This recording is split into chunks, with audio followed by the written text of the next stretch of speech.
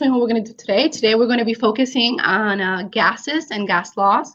So we're going to start off with kind of like a little demonstration. We're going to have a little conversation. Then I have a 5-minute clip for you. Then we're going to go over some of the gas laws, and then we'll do some practice. That's pretty much what the day is like. And then at the end, I have a little Kahoot.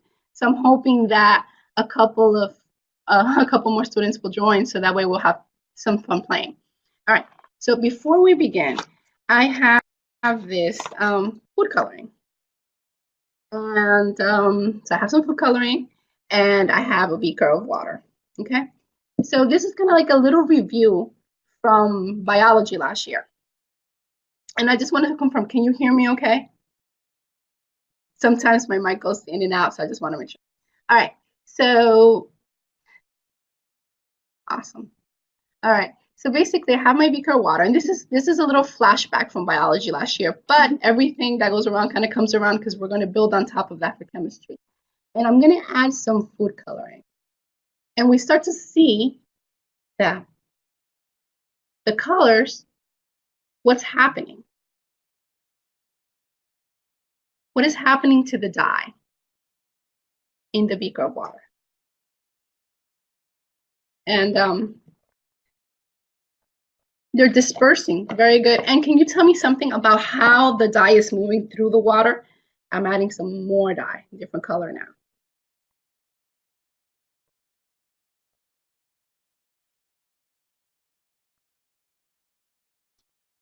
Okay, they're moving down. And do you remember from biology? So if we notice, the dye is going from an area where it's very concentrated, where the drop was initially, and then it's kind of spreading out through the water. And it's going to continue to do this until the water is completely one color, one uniform color. Do you remember what this is called?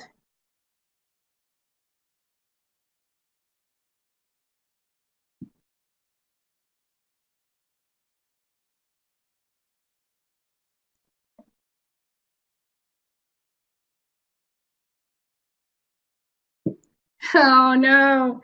All right, you forgot your bio. It's okay. Well, basically, this is called diffusion.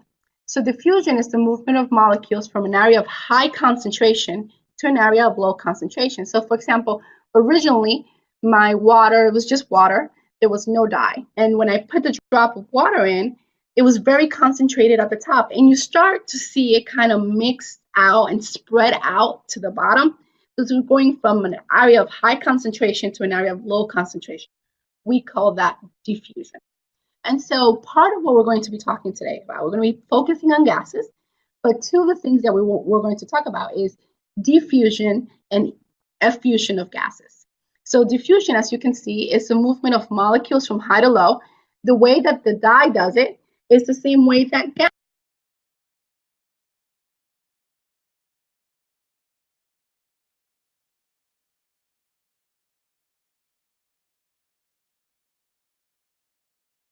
do it. In fact, when I spray my favorite perfume, I put it on, and sometimes I put a little more than people will like, and a cup, and like you could be a couple steps away from me, and you can smell my perfume. And the reason why you can smell my perfume is because the perfume particles are kind of diffusing through the air. So they're going from, when I first sprayed it and it's highly concentrated, diffusing through the room. So that's diffusion. Now, when you read through the chapter, did you come across the word effusion with an E? Do you know what that is?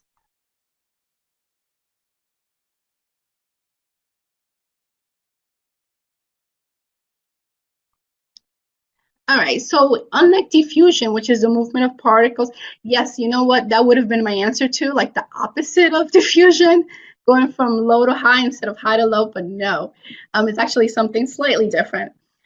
So diffusion in this case, since we're going to be focusing on gases, diffusion is the movement of a gas from a high concentration to a low concentration, versus effusion is the movement of a gas through a semi-permeable membrane through a small opening. I know I would have definitely, that would have been my original guess too. But basically, think of, imagine that I have a balloon at home. Like you have your helium balloon and you're all happy. The first day you bring it home, It's floating, it's happy, it's up in the air, right? But what happens after a couple days?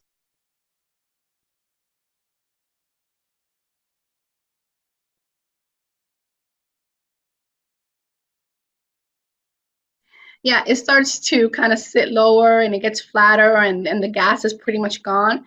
So pretty much effusion is when the gases escape through small opening and through small pores.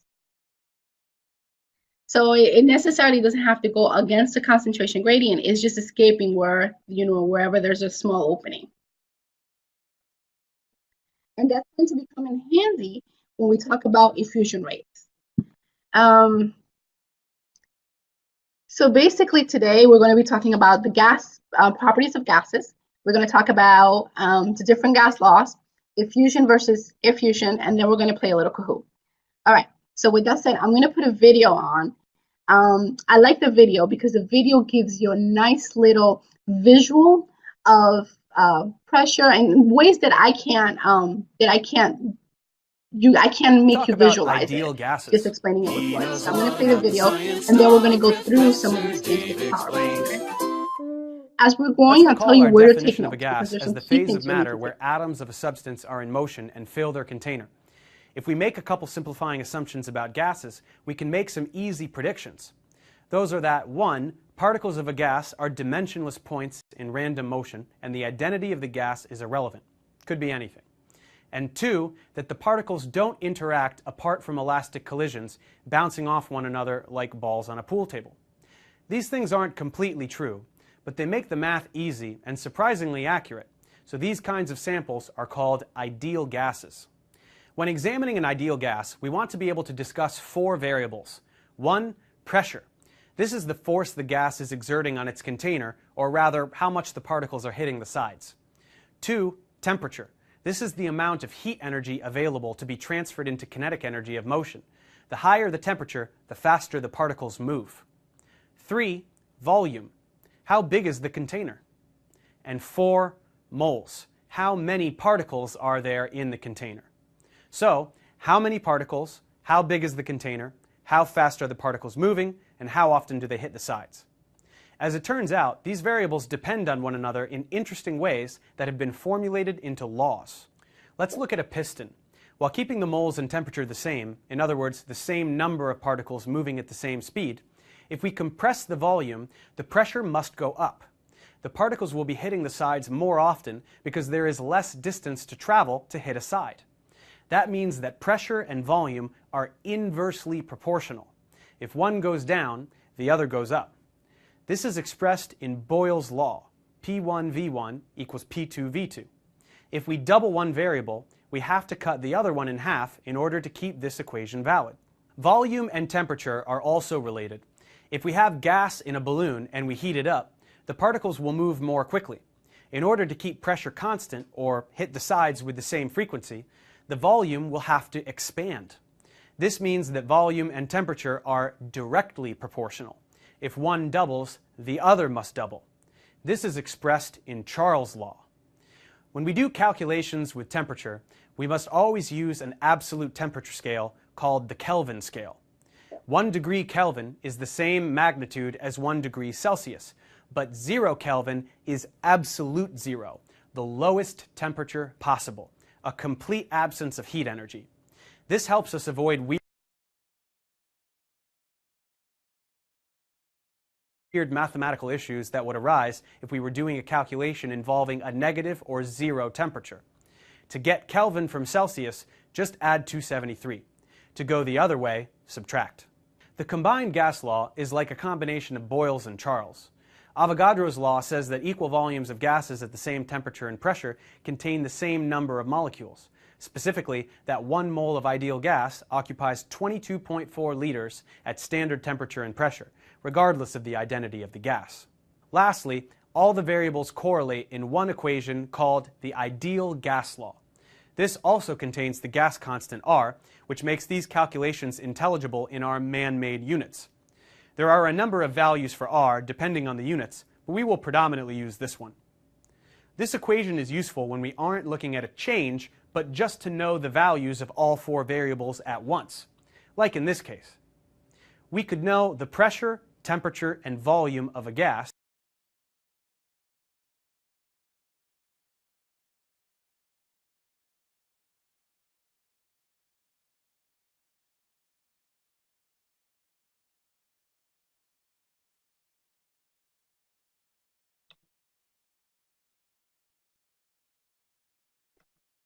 All right. So basically, I like starting off with this little clip because it gives you a nice little visual of the relationship between um, the particles moving in the container, the volume, and of course, the changes in temperature or the changes in volume and how that affects pressure and vice versa. And so what we're going to do is now we're going to take it a little slower, kind of step by step. So as you're going and you're taking your notes and you have any questions, please write them in the chat box. All right. So we're going to start with some very basic. So when we can describe gases as either real gases or ideal gases, and they have slightly different characteristics. So for example, we will recognize some of the characteristics of ideal gases as one, ideal gases has no volume, sorry. They have elastic collisions. They're in constant straight line motion, and they do not attract or repel one another. So pretty much you have particles in a container that are constantly moving and have elastic collision. They kind of like back and forth, okay? And they do not attract or repel each other. And of course, they have an average kinetic energy that's related to the to Kelvin temperature. And in this case, for everything related in this unit, we're going to be working with absolute temperature, which is in Kelvin. Real gases, on the other hand, have their own specific volume. They attract each other. And they can behave like ideal gases under certain conditions. So for example, if they're placed at low pressures or at very high temperatures, or if they're in an environment with non-polar atoms, then they can behave like ideal gases. So gases can expand to fill any container, and this is something that most of us know, like, it can expand to take the shape of any container.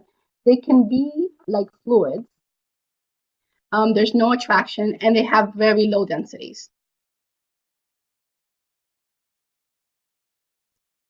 Hi, Justine. Welcome. So basically today we're reviewing a little bit of what we discussed on Monday. We're going through some of the characteristics of gases. And afterwards, we'll be doing some practice problems. And we'll be playing a little Kahoot just to see how much you guys remember. And we'll introduce the ideal gas laws. So that's pretty much what our day is going to be today. All right. So it's going to be a tough competition between Dominic, Justine, and Classy Fufu today. Yeah, in our Kahoot game. So pretty much, so some basic characteristics of gases, as I said before, is that they have no volume, and so there's going to be a lot of empty space when the gases are real, and that gases can undergo diffusion and effusion. And Justine, you didn't see the simulation that I did earlier, but I was trying to explain that, well, the water's still light enough, so I can probably still do a little simulation. But pretty much diffusion is the movement of particles from an area of high concentration to an area of low concentration. So once again, I have my dye at the very top, and it starts to spread out from where there's a lot of dye, spread out to where there's no dye. And gases behave the same way. They can move from areas of very strongly concentrated areas to areas that are not concentrated. So my example for the gases moving was pretty much the perfume. I can spray perfume, and then people that are way behind me can smell it because the gases are diffusion through, Effusion is the movement of the gases through small openings. So now, as I previously stated, we're going to be working in absolute temperature. So a lot of times in some of the problems, you'll be given problems in degrees Fahrenheit and in Celsius. Now, in my class, I will only be giving you problems in degrees Celsius. So the temperature has to be converted to Kelvin. And to do this, all we have to do is add 273. So if I gave you something that was 10 degrees Celsius, how many degrees Kelvin would it be?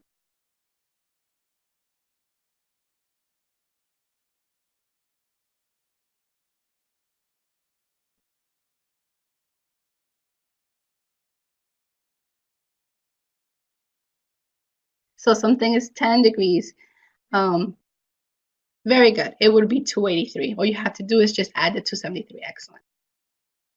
All right, and here's the general formula. You may write this down. As I said in my class, I will always be giving you the answers in terms of Celsius. All you have to do is add the 273. But when you go to college, you might run into where your professor might give it to you in degrees Fahrenheit. And so you have to convert from Fahrenheit to Celsius and then to Kelvin. So that's pretty much the conversion right here. But I'll be nice. I'll be gentle with you guys. Maybe. I'll consider it. All right. So in terms of pressures, these are some key vocabulary terms that appear in your unit. So for example, you know that a barometer is an instrument that we use to measure atmospheric pressure. And we have different types of barometers. The mercury barometer is the one that used to be the most common. And then this is the more modern one that we use today. This is a manometer, which measures how much a gas is contained in a specific container. And maybe I should use a different word that's not contained. And here's some key units. Now, if you completed quiz 8.4, you saw that one of the questions was to convert between the different units of pressure. So these are all the different units that can be used for pressure. So for the most common one, it's going to be the kilopascals. It's a very good question, Dominic. A torr is just another unit for pressure. So it's just another way, it's another unit for pressure. So you know how we have inches and millimeters? They're just different units of the same thing. These are all different units of the same thing. So for example, 101 kilopascal is the same as 1 atmosphere, which is the same as 760 millimeters of mercury, which is the same as 760 torr. So these are all different units. However, the ones that we're going to use the most, the ones that are used to solving the equations are usually atmosphere or kilopascals.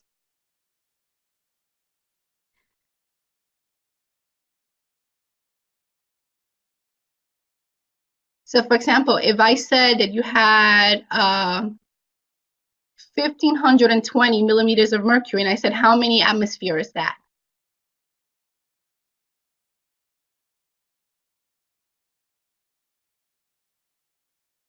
ATM.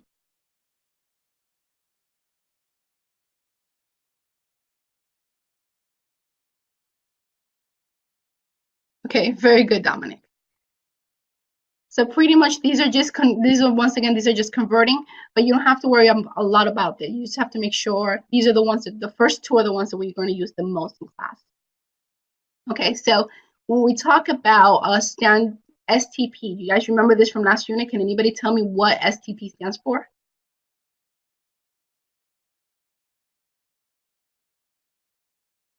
Standard temperature and pressure, very good. And so in this case, our standard temperature that we're going to be using, it's going to be either 0 degrees Celsius or 273 Kelvin. So when we talk about our standard temperature, that's what it's going to be. Our standard pressure is going to be either 1 atmosphere or 101 kilopascals. Are we good?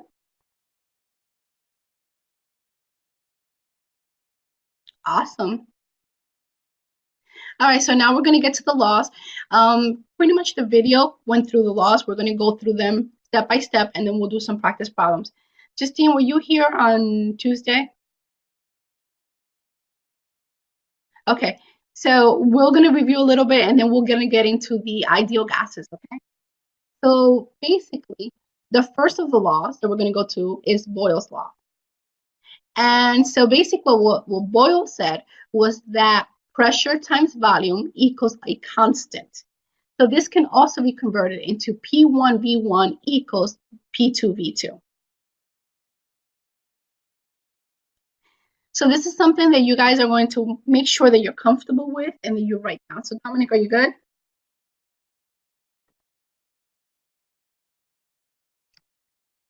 So what does this mean that PV equals K? So what this means is that the pressure and the volume are inversely related. So as the pressure goes up, the volume goes down and vice versa. So these guys are inversely related.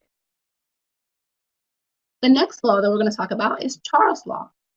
And so Charles said that volume divided by temperature equals K, equals a constant.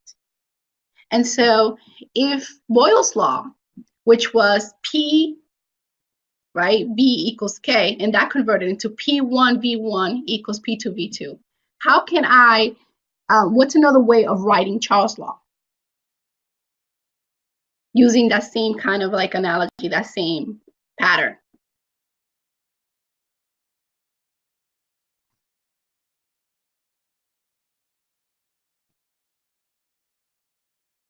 Think of using the numbers V1 and V2. Okay, good job, Dominic. So this would be V1 T1 equals V2 T. Excellent work.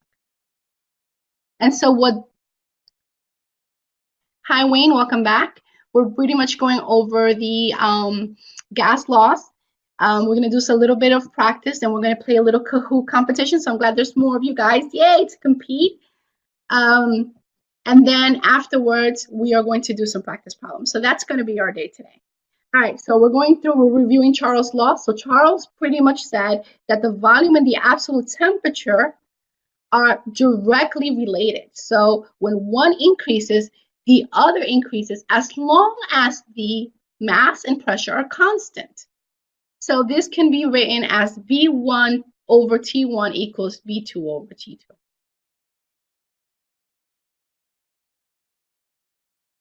The next guy that we're going to talk about is Gay-Lussac. Il est français. La classe aujourd'hui, c'est en français. No, I'm kidding. Class today will not be in French.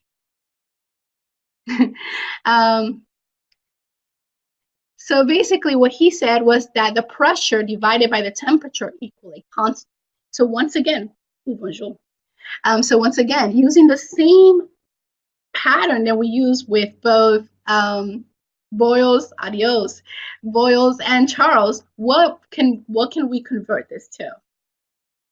What's another way of writing Gay-Lussac's law?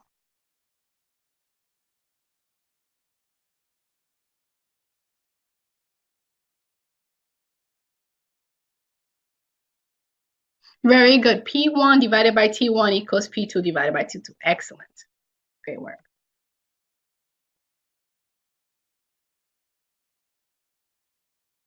All right. And so basically, after a while, it became known that we could combine these. We can combine these laws. And so there's, we have what's called the combined gas laws. And so basically what we took all three laws and we turned it into one little neat equation.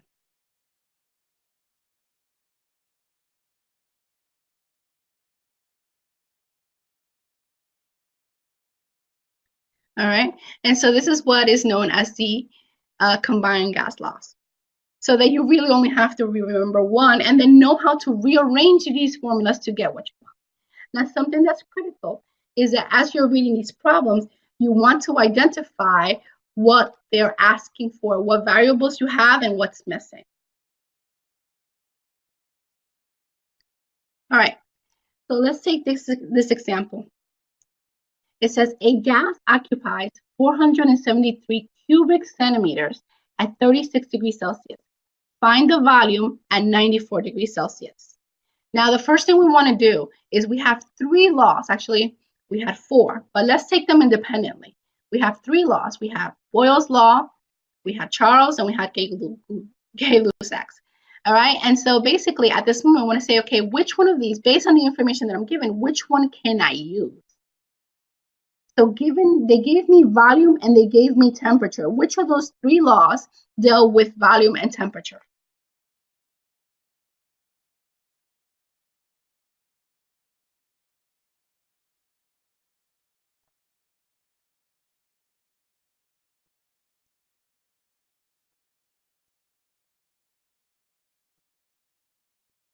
So if you said Charles' law, you would be correct, okay?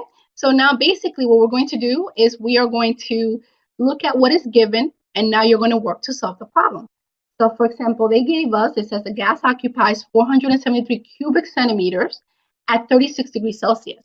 So that is going to be our V1 and our T1. And then it says, what would be the volume if we had 94 degrees Celsius? Now, what is the first thing that I have to do here? Can I work with degrees Celsius?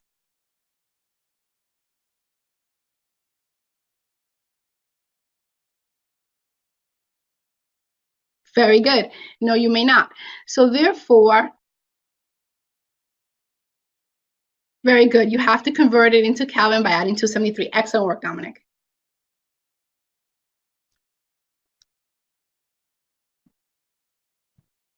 No, we don't. We do not want to subtract. We're definitely going to add 273. So I'm going to go ahead and now, how could you rearrange this formula to get what you're looking for to solve for V2? So who can write the way that I would have to rearrange the formula to solve for V2?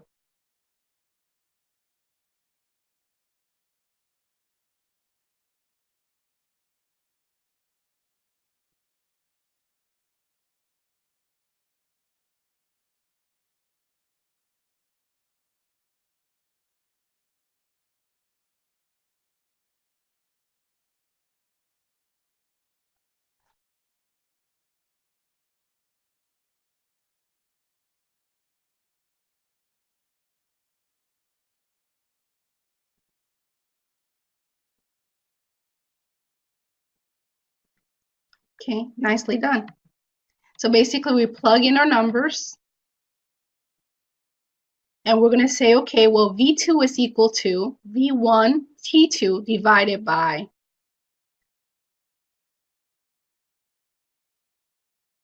P2. And so very good, Dominic. You got the correct answer. So you got, I got 562 because I rounded, but either way, as long as you know, that is excellent.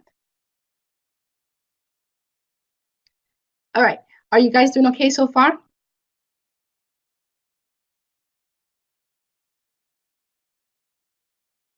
Okay. So now I'm going to give you another problem that we're going to work through.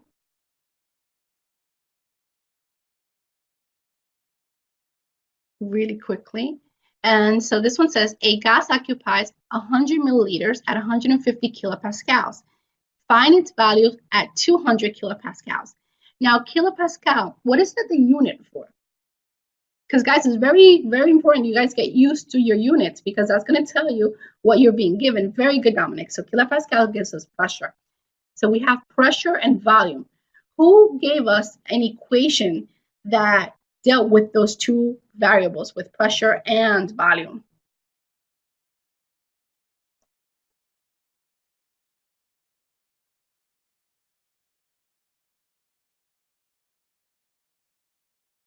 Yes, that was the formula before Charles. Who was that? You don't remember the dude? That's okay. We need to remember that was Boyle.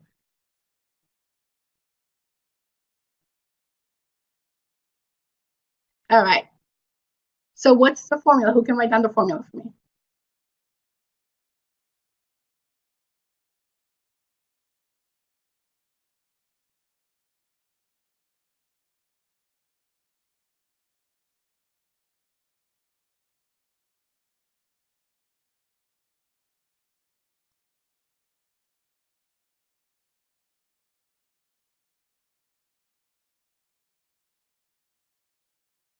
Okay. You were close. Not quite. Can anybody see? Can anybody tell me what Dominic did a little bit wrong?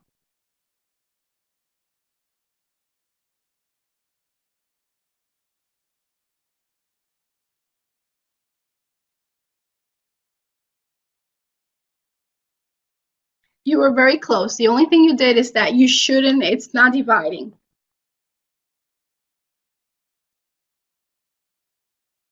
So Boyle said that PV equals K. And so that tells us that P1V1 equals P2V2. And now I want to solve for V2, right? So I have to divide both sides by P2 so I can get V by itself. And then I can rewrite my equation as V2 equals P1V1 divided by P2. And so that's going to help me get the answer that I'm looking for.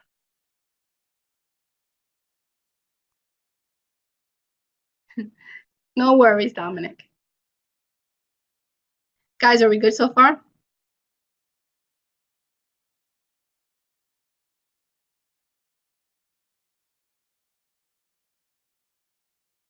Awesome. All right. So basically, we have volume 1, which is 100 mLs. We have P1, which is 150 kilopascals. We have V2 is what we want, and we have 200 kilopascals as our final. So let's see who's the first one to solve this one. And guys, I've developed, if you go to my message board, I gave access to, on the message board, I put the hangman game to play to review some of the key vocabulary words. I put the flashcard game, and I also put a link to the Kahoot so you can practice a little bit. So welcome, Tegan. Basically, we're doing a little review over the gas laws, and then we're going to have a little game competition.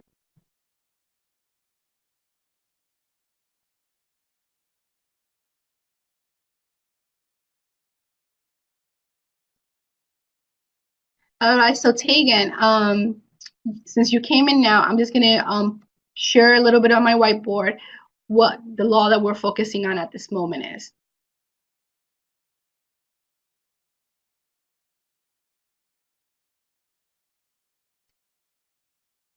Okay, so basically, one of the laws is Boyle's law. And so what he said was that pressure times volume equals a constant. And so we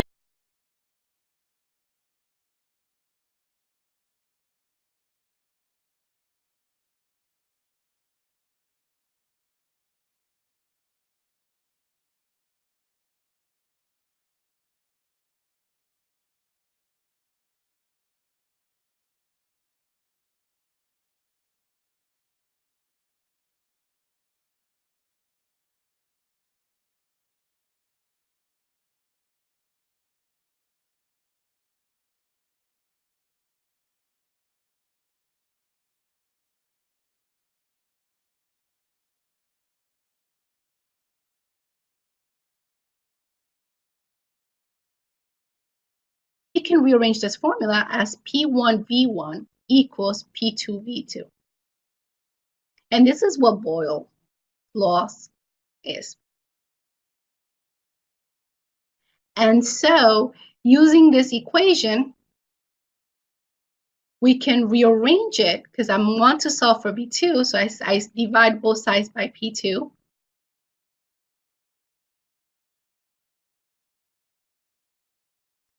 And that will help me solve. Now I just have to plug in.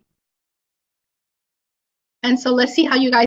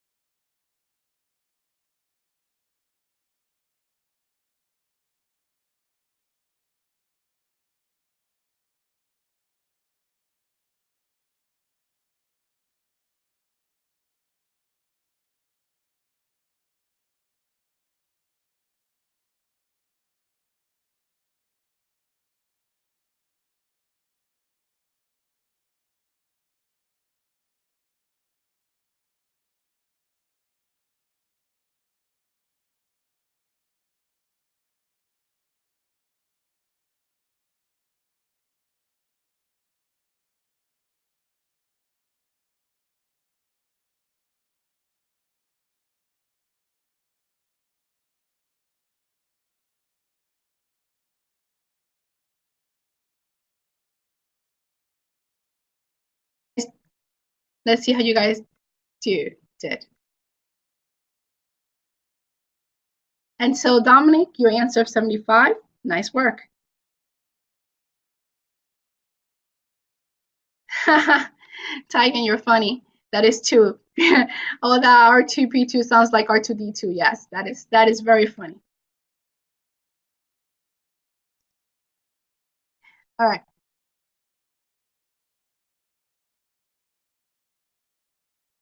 Okay, let's do one more problem and then we're going to go into our little Kahoot competition. All right, so I have this one says a gas occupies 7.84 cubic centimeters at 71.8 kilopascal and 25 degrees Celsius. Find its volume at STP. Which of the formulas was it? Charles, Boyle's, Gay-Lussac's? Which of the laws can I use? Very good, Dominic. This one I can use the combined gas law. Excellent. Because I have all of the information that was required. And remember, since I'm using STP, what's the standard temperature? Who remembers what the standard temperature is that I want to use?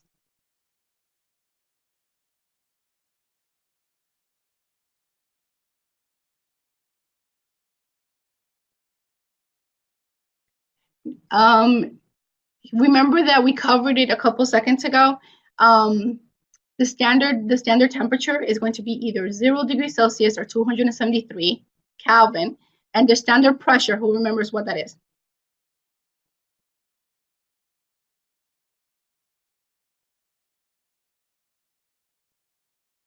But Justine, I'm glad that you remember that number, that 22.4, because that was really crucial when we did it last semester. All right, so our standard pressure is going to be 1 atmosphere or 101 kilopascals.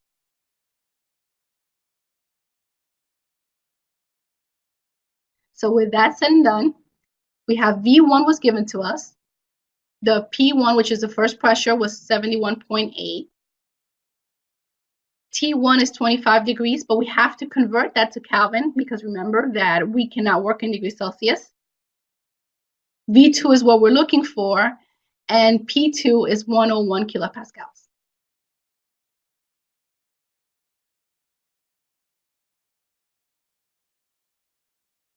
So how can we rearrange the formula so that we can get what we want? Remember, we're going to use the combined gas law.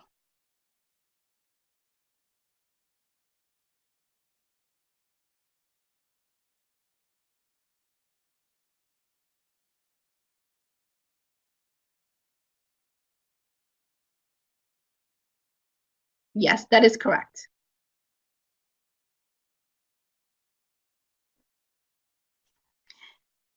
Very good, Dominic.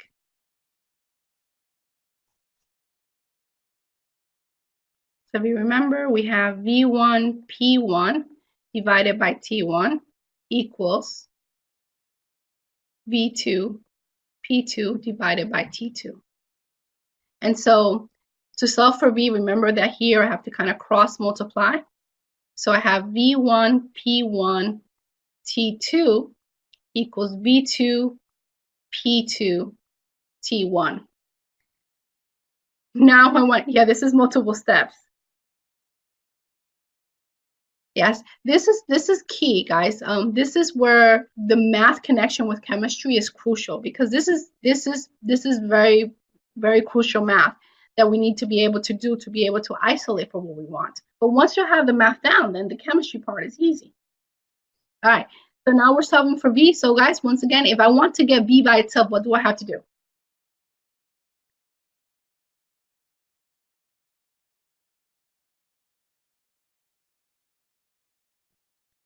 Okay, I have to move things around, but in what way?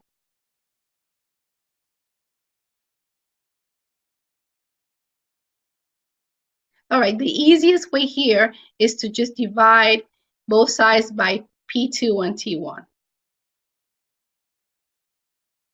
And so that will cancel that out, and that cancels that out. So I have P2 is equal to V1 P1 T2 divided by P2 T1. And now it's just plugging in the numbers.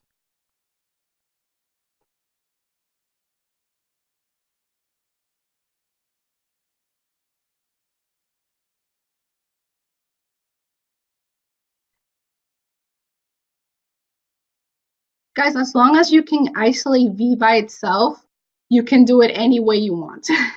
As long as you can isolate V by itself. All right. So your combined gas loss. Here, very simply, you just simply have to divide. So you see I want B2, so I divide both sides by P2 and T1.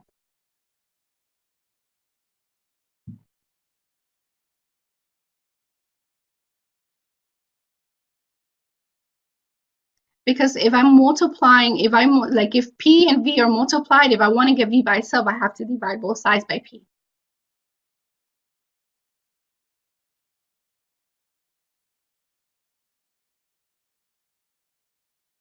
Yes, there was division. This is once I cross multiply, Dominic. So this is the answer after, remember I cross multiplied to get this equation. And then to get V by itself, then what I did was I divided both sides by P2 T1. And so that way I had V2 by itself. You want me to do it again on the board?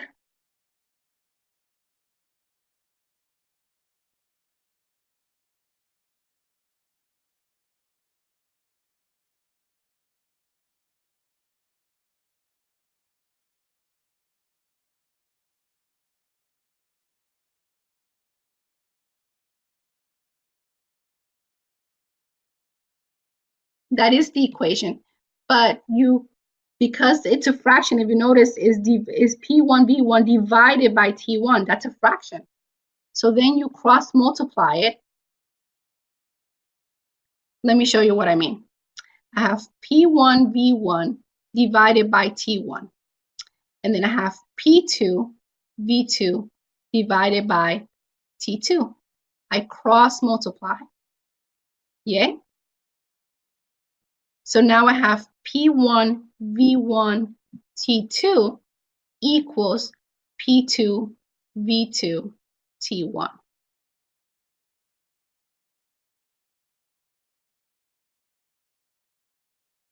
Yay? So that's where I started off here. No, you can't be done with chemistry. No, I refuse to let you be done with chemistry. I refuse, absolutely refuse.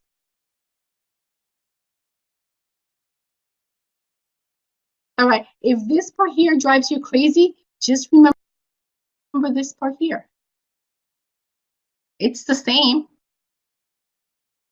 without the cross multiplication piece.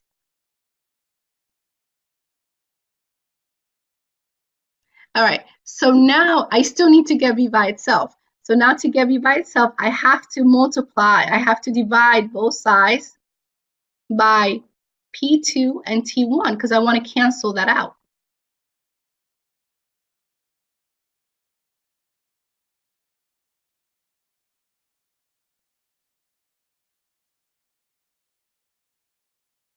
So now I can just plug in the numbers. And so if once you plug in the number, you should get a total of 5.09.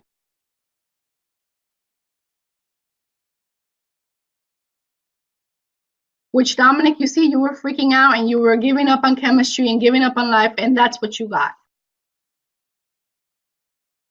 Yes. Yes, you did. So see, you're not allowed to give up on chemistry. All right. So with that said and done, let's go ahead and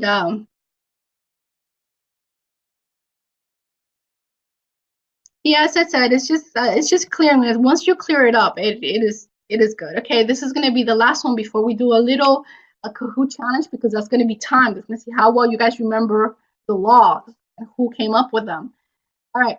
So a gas pressure is at 765 torr at 23 degrees Celsius.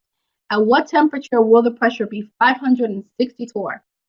Now, you guys remember torr. What unit? What does that measure?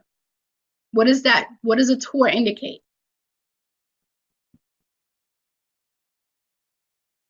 Pressure. Yes, ma'am. Good job, Justine. All right. So I know that I'm giving pressure and I'm giving temperature. So who talked about pressure, the relationship between pressure and temperature?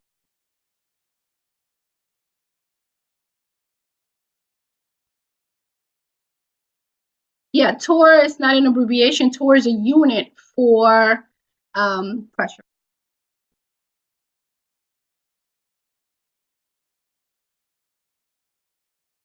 And Justine, I think you came in just a couple minutes after we had gone over that, so that's why you don't remember it. All right, so pretty much torr is our pressure, is our unit for pressure. Remember that our pressure can be given to us in atmosphere, in kilopascals, in torr. And I wanted to throw these at you so no matter which one you get on the test, you know that that is all equivalent to pressure, okay?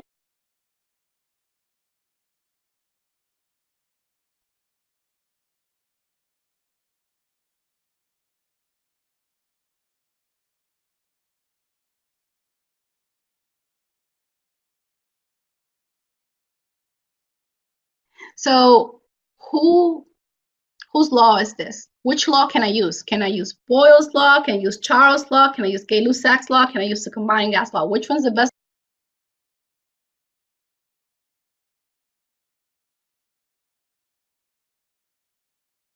law to use to solve this problem? Boyle. Well, Boyle talked about pressure and volume, but I don't have volume here, so I can't use Boyle because I don't have volume. So yes, you are correct, Madame Justine. We can use Monsieur Gay-Lussac. All right. So, and I don't know if he's French. It just his name sounds French. I should look him up. I used to know what he was, but I get him all confused sometimes. All right. So we're gonna use Gay-Lussac's law.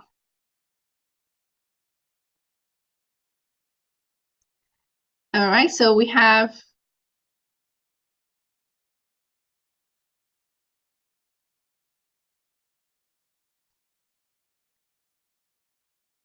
so this one's a lot simpler because we only have two specific things we have to worry about. And now we're gonna solve for temperature 2.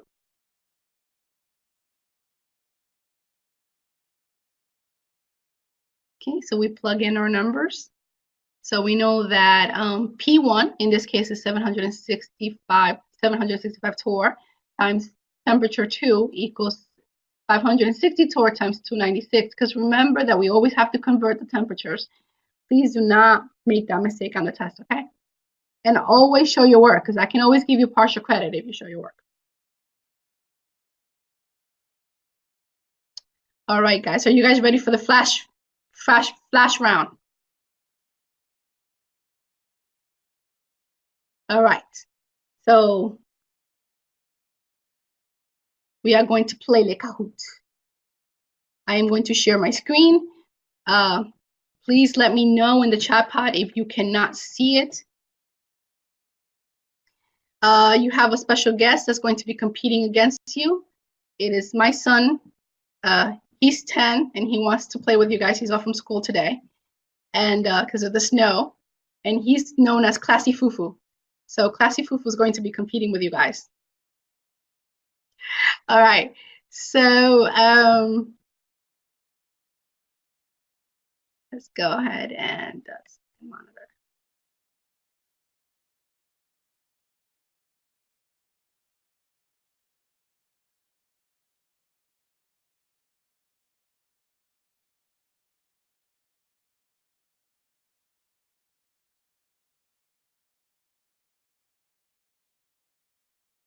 All right, guys, just let me know. Can you see the game? I can see you guys. Awesome. All right, so I have 3 players so far. I have Justine, Dominic, and Wayne. I'm waiting to see so I can get you guys started.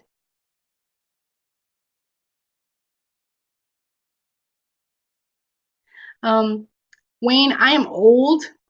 Acronyms do not come easy to me. I have no idea what OTW is. You're going to have to spell it out. Old person.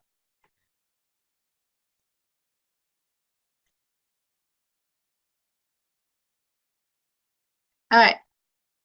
So basically what you guys are going to do is you're going to go on your phone and you're going to go to kahoot.com and then I'm going to give you the code. It's going to be 5591.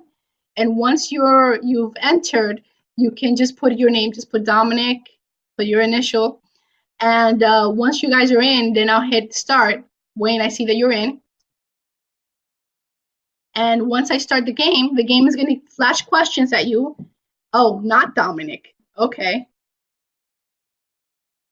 So I have not Dominic, I'm Wayne, Classy Fufu, and Justin J. You guys ready? Are you ready? There are 8 questions.